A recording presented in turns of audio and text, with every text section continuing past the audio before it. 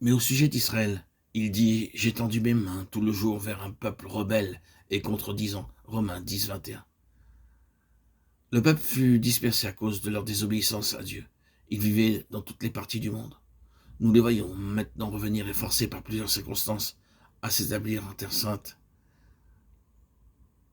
alors qu'il était dispersé pendant plus de 2000 ans. D'abord exilé à Babylone, puis de Babylone dans toutes les terres du monde. Aujourd'hui, ce peuple revint sur sa terre. Ils ont emporté avec eux la richesse, la connaissance des autres pays dans lesquels ils ont vécu. Aujourd'hui, en peu de temps, ils ont transformé le pays d'Israël, ce pays désertique, en un pays fertile.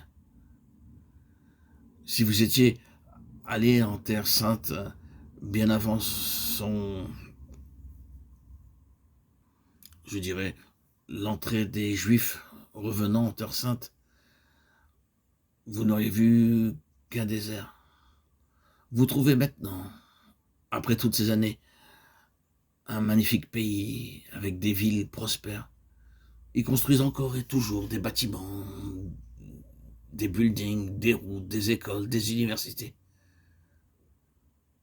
Ils démontrent ce que bien avant la venue du Christ, les prophètes avaient dit, à savoir que le pays devenu désertique redeviendrait fertile.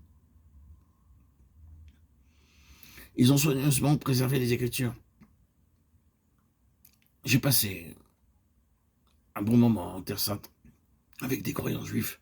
Ils m'ont dit qu'ils ne pouvaient qu'être désolés à cause de leurs compatriotes ayant de tels avantages. Ils sont encore dans les ténèbres et la cécité.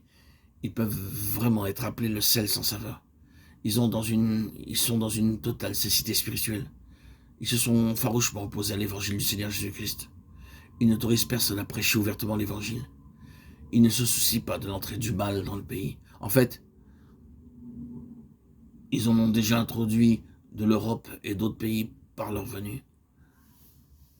Ils ne veulent pas de l'évangile. Ils sont comme du sel sans saveur.